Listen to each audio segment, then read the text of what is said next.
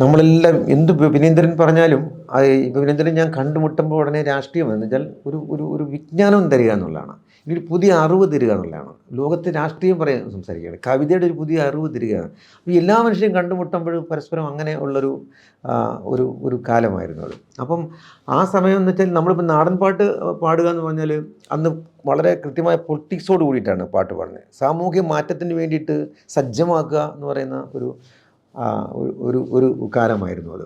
അപ്പോൾ എല്ലാവരും അത് തന്നെയാണ്. കടമ്മനിട്ടയുടെ ഒരു കാലം നമ്മുടെ മുന്നിൽ അയ്യപ്പനായാലും ഡി വിനേന്ദ്രനായാലും പിന്നെ ഏത് മനുഷ്യരാണ്, കുര്യപ്പുഴ ശ്രീമാരാണെങ്കിലും എല്ലാവരും, എല്ലാ എഴുത്തുകാരും എല്ലാം അതിൻ്റെ ഒരു കാലമായിരുന്നു. നമ്മളതിനകത്ത് തമാശയില്ല, സീരിയസ് ആണ്. എല്ലാവർക്കും വായന, അറിവ്, സാമൂഹ്യ മാറ്റത്തിന് വേണ്ടിയിട്ടുള്ള പുതുപ്പ്, പുസ്തകത്തിൻ്റെയൊക്കെ.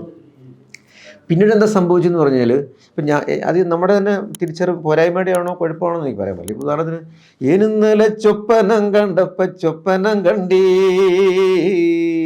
ചാവേരി നോവിനെല്ലാം നാവു മുളച്ചെന്നേ കൂനനുറുമ്പണി ചേർന്നൊരാനയെ കൊന്നേ ഏരേരീരകേരോ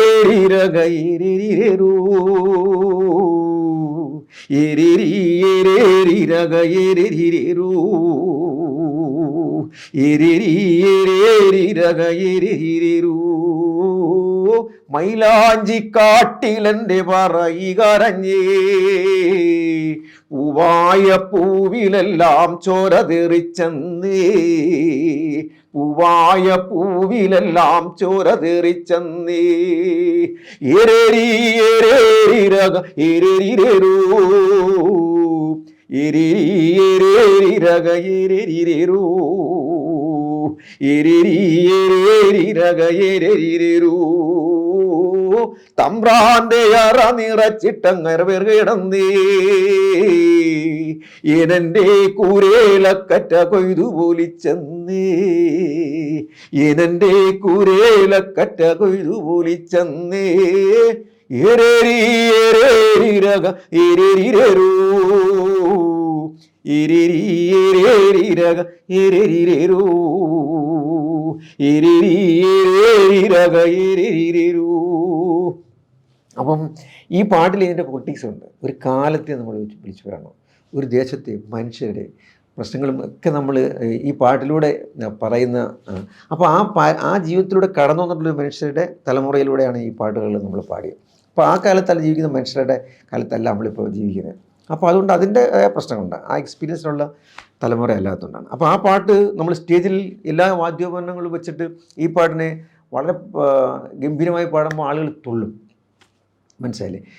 എനിക്ക് കുരുതിക്കാളത്തിലേ നൂരുളാനും പൂതി, കുരുതിക്കാളത്തിലേ നൂരുളാനും പൂതി, കുരുതിക്കാളത്തിലേ നൂരുളാനും പൂതി ഏരേരിരക ഏരേരിരോ ഏരേരിരക ഏരേരിരോ ഏരേരിരക ഏരേരിരോ. അപ്പോൾ ഇത് കാലത്തെ നമ്മൾ ഇത് ചെയ്യണം. ആ കാലമാണ്, ആ ജനതയാണ് ഏറ്റെടുത്തത്. പിന്നീട് ഇപ്പോൾ പാട്ടുകൾക്കെല്ലാം അങ്ങനെ തന്നെയാണ്.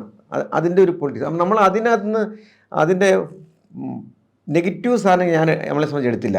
കുട്ടപ്പൻ സാറും എടുത്തില്ല. കുട്ടപ്പൻ സാറൊക്കെ ആ കാലത്ത് അദ്ദേഹം അനുഭവിച്ച് വന്ന കാലത്തെയും ചരിത്രത്തെയും ജീവിതവും ഒക്കെ ചേർത്ത് വെച്ച് അവരുടെ ജനതയെ തന്നെ ഉദ്ബുദ്ധരാക്കാനായിട്ടുള്ള പോരാട്ടത്തിലായിരുന്നു അദ്ദേഹം പാടിയതും തലമുറകൾ ഏറ്റെടുത്തതും. അപ്പോൾ മൊത്തം നടക്കുന്ന സാമൂഹിക മുന്നേറ്റത്തിൻ്റെയും സാംസ്കാരിക മുന്നേറ്റത്തിൻ്റെയും ഒക്കെ ഭാഗമായിക്കൊണ്ടാണ് അത്. പിന്നീട് പാട്ടുകളുടെ രൂപം മാറുന്നു, അതിന് ഫലിതങ്ങളായി മാറുന്നു.